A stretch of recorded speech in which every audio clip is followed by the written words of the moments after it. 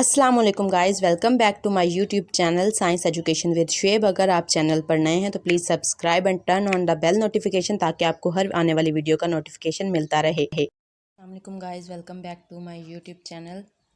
आज हम करने वाले हैं चैप्टर 14 के न्यूमेरिकल 10th क्लास के, जिसका नाम है करंट इलेक्ट्रिसिटी। जो हमारे पास फर्स्ट न्यूमेरिकल है 14.1। इसमें उन्होंने हमें दिया है कि हमारे पास एक करंट है 3 मिली एम्पेयर का, जो कि फ़्लो कर रहा है एक वायर के थ्रू 1 मिनट के लिए। ठीक टाइम में उन्होंने दे दिया, हमें करंट भी दे दिया और हमने मालूम करना है कि कितना चेंज आ रहा है उसके फ़्लो से वायर के अंदर। तो हमने करंट सिंपली जो है वो क्यू की वैल्यू जो है ये फाइंड आउट करनी है चार्ज की, कि चार्ज में कितना चेंज आ रहा है। तो आई की वैल्यू हमारे पास 3 मिली एम्पेयर है, मिली की वैल्यू 10⁻³ हमने सिंपली पुट कर दी। 1 मिनट में 60 सेकेंड होते हैं, उसको हमने कन्वर्ट कर लिया। हमारे पास जो फार्मूला है I = Q/T। अब हम इसको Q के अकॉर्डिंग करेंगे तो ये हमारे पास हो जाएगा Q = I/T। अब हम सिंपली आई और टी की वैल्यू यहाँ पर पुट कर देंगे। आई की वैल्यू है 3 × 10⁻³ और टाइम है हमारे पास 60 सेकेंड्स। तो जब हम इन दोनों को आपस में मल्टीप्लाई करेंगे तो हमारे पास आ जाएगा 180 × 10⁻³ कूलम। और यही जो है ये हमारे पास आंसर होगा इसका। ठीक, बस सिंपली आपने ये फार्मूला लिखना है और इसके अंदर ये वैल्यूज़ को पुट करके आंसर निकाल लेना है। आप इस न्यूमेरिकल को जो नोट डाउन करें, फिर हम नेक्स्ट न्यूमेरिकल की तरफ चलते हैं।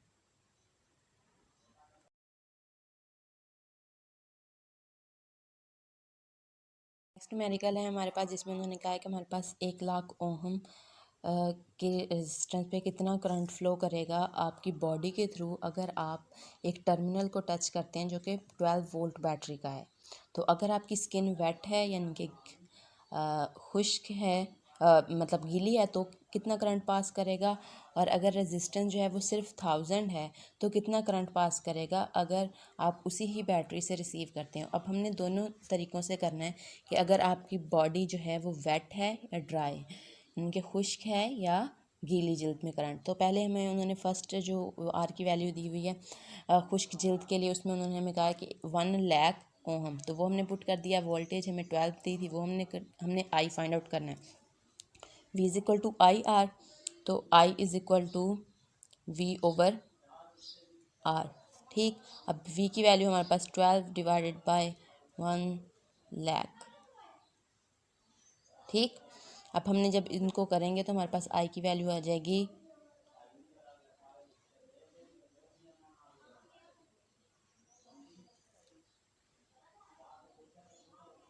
1.2 × 10⁻⁻⁴ एम्पेयर्स। और ये हमारे पास जो है खुश्क जिल्द के लिए जो थी करंट की वैल्यू आ गई है। अब नेक्स्ट हमने गीली जिल्द के लिए देखना है। उसके लिए उन्होंने हमें रेजिस्टेंस दी हुई है 1000 ओहम की और वोल्टेज जो है वो 12 की है। तो हमारे पास I = V/R।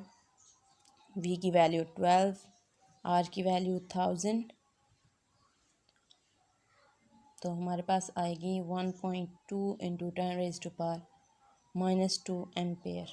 और ये जो दोनों हैं हमारे पास ये करंट की वैल्यूज़ हैं और यही हमें फाइंड आउट करनी थी। ठीक, तो आप इस न्यूमेरिकल को नोट डाउन करें, फिर हम अपने नेक्स्ट न्यूमेरिकल की तरफ चलते हैं।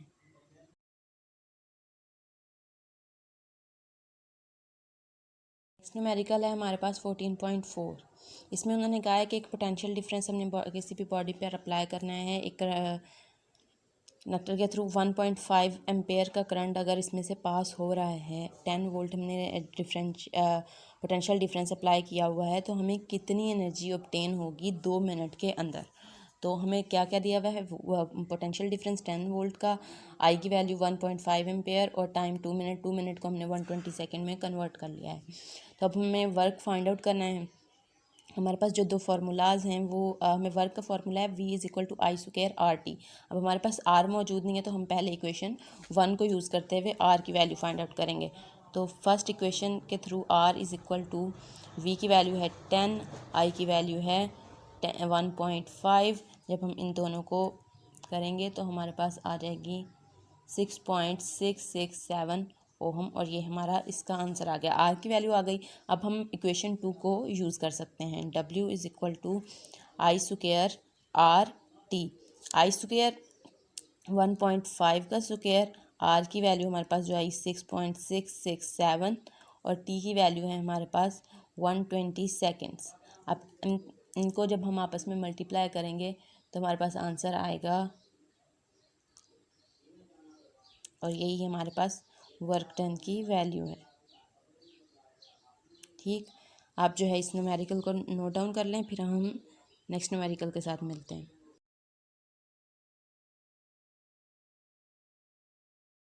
नेक्स्ट न्यूमेरिकल में उन्होंने हमें दो रेजिस्टेंस दी हैं जो कि 2 किलो ओहम और 8 किलो ओहम की हैं। उनको हमने एक सीरीज़ में जोड़ा हुआ है। उनसे हमने जो बैटरी कनेक्ट की हुई है वो 10 वोल्ट्स की है। ठीक है, और हमने इस कम्बिनेशन में इक्विवेलेंट रेजिस्टेंस फाइंड आउट करनी है, करंट फाइंड आउट करना है जो कि हर कैपेसिटर से गुजर रहा है, और पोटेंशियल डिफरेंस हर रेजिस्टर के अक्रॉस से, हर रेजिस्टेंस के अक्रॉस हमने फाइंड आउट करना है। तो सिंपली हमें दिया हुआ क्या है, R1 की वैल्यू 2 किलो ओहम, R2 की वैल्यू 8 किलो ओहम। क्योंकि अब हमें सारी वैल्यूज़ किलो में दी गई हैं तो हम इनको ना भी कन्वर्ट करें तो भी हमारा सही आंसर आ जाएगा, तो हम कन्वर्ट नहीं करेंगे। ठीक, उसके बाद हमारे पास हमने फर्स्ट इक्विवेलेंट जो रेजिस्टेंस फाइंड आउट करनी है। पहले हम उसका फॉर्मूला देखते हैं, R1 प्लस R1 की वैल्यू है हमारे पास 2 प्लस R2 की वैल्यू है 8, तो ये हमारे पास आ जाएगा 10 kilo ohm. Simply R equivalent की हमारे पास वैल्यू आ गई है। उसके बाद सेकेंड में हमने पोटेंशियल फाइंड आउट करना है, V is equal to IRE। अब हमारे पास करंट की वैल्यू क्या है इसमें, अब हमारे पास क्योंकि जब सीरीज़ में रेजिस्टेंस होती है तो करंट हर जगह पर एक जैसा होगा, हर रेजिस्टेंस के अक्रॉस। तो ये बात जो है वो आपने याद रखनी है। मैं इधर साइड पे लिख भी देती हूँ। सीरीज़ में हर रेजिस्टेंस के अक्रॉस करंट एक जैसा होगा, क्योंकि ये हमारा जो है कोई भी जब हम रेजिस्टर्स को सीरीज़ में लगाते हैं तो हमारे उस सर्किट की ये क्वालिटी है कि उसमें जो करंट है वो सेम रहता है।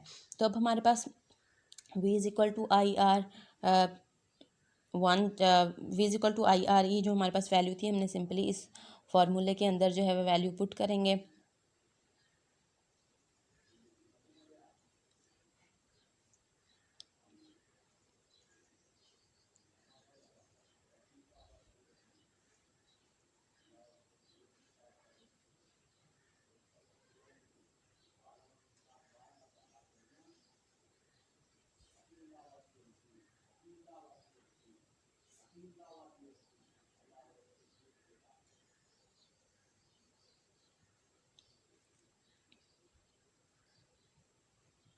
तो इसका आंसर हमारे पास 1 मिली एम्पेयर आ जाएगा इसको सॉल्व करने से। ठीक, अब उसके बाद जो नेक्स्ट हमारे पास है वैल्यू वो है हमने पोटेंशियल डिफरेंस फाइंड आउट करना है हर रेजिस्टेंस के क्रॉस। पहले हम R1 के क्रॉस फाइंड आउट करते हैं। तो V1 इज़ इक्वल टू आई की वैल्यू हमारे पास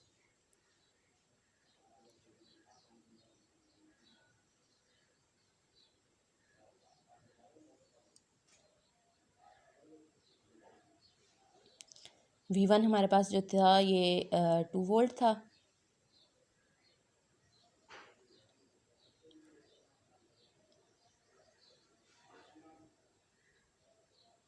तो अब हमने इसकी सिंपली वैल्यू पुट करेंगे करंट की। हमारे पास ऊपर करंट की वैल्यू आई है 1 एम्पेयर, R1 की वैल्यू है हमारे पास 2, तो ये हमारे पास आ जाएगा 2 वोल्ट VI की वैल्यू। अब V2 की वैल्यू हमने फाइंड आउट करनी है। V2 इज़ इक्वल टू आई की वैल्यू है 1, R2 की वैल्यू है 8, तो ये हमारे पास आ जाएगी 8 वोल्ट। ठीक, तो ये हमारे पास जो है ये इस क्वेश्चन का सोल्यूशन है। आप इस क्वेश्चन न्यूमेरिकल जो है नोट डाउन कर लें, फिर हम अपने नेक्स्ट न्यूमेरिकल की तरफ चलते हैं।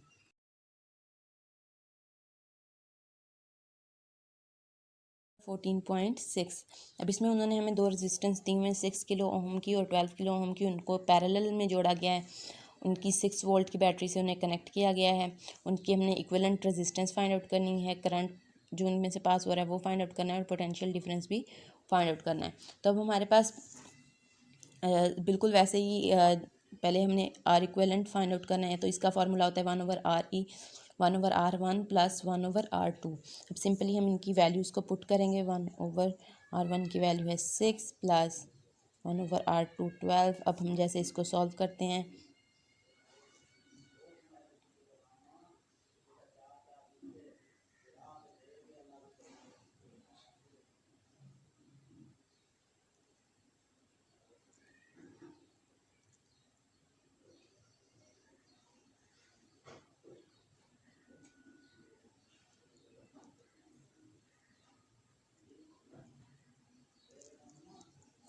ये हमारे पास आ जाएगी इसकी वैल्यू 4 किलो ओहम के इक्वल। ठीक, अब बी में हमने क्या फाइंड आउट करना था? बी में हमारे पास जो थी हमने फाइंड आउट करनी थी पोटेंशियल डिफरेंस। अब हमारे पास जो दूसरी चीज़ यहाँ पर याद रखने की है कि पैरेलल में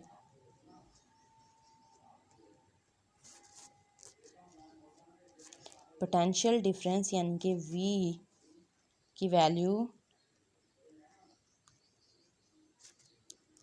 एक जैसी रहती है। ये भी हमारे जो है आपने जब पढ़ा होगा तो आपने देखा होगा कि हमारे जो पैरेलल कनेक्टेड या पैरेलल कम्बिनेशन होता है रेजिस्टेंस का, उसकी ये क्वालिटी होती है, उसकी ये एक खसूसियत है, एक करेक्टरिस्टिक है कि उसमें वोल्टेज की वैल्यू या पोटेंशियल डिफरेंस की वैल्यू जो है वो सेम रहेगी, तो वो हमारे पास 6 वोल्ट ही होगी।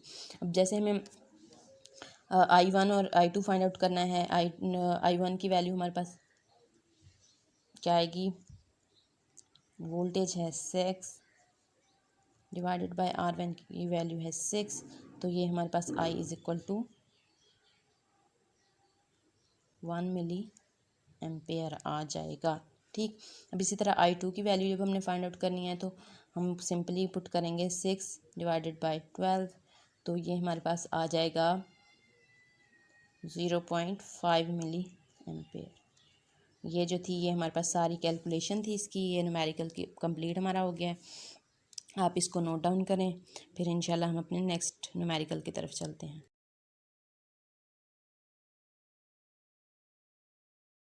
इस स्मार्ट सिलेबस के अकॉर्डिंग इस चैप्टर का जो लास्ट क्वेश्चन है वो 14.7, इसमें उन्होंने हमें कहा कि एक इलेक्ट्रिक बल्ब है जिसको हमने 20 उसकी वोल्टेज जो है वो 20 वोल्ट है और पावर उसकी 100 वाट है।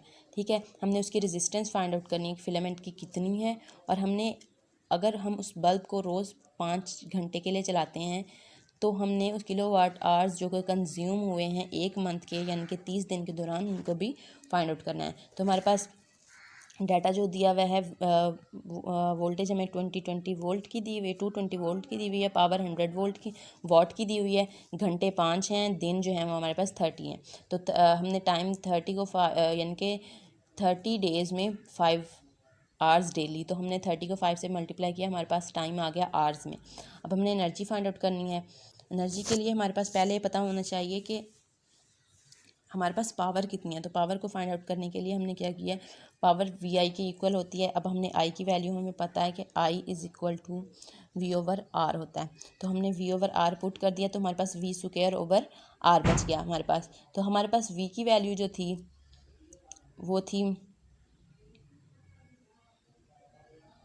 220, उसका हमने स्क्वायर लिया डिवाइडेड बाय आर की वैल्यू थी हमारे पास 100। ठीक, जब हमने इसको किया तो हमारे पास पावर की वैल्यू आ गई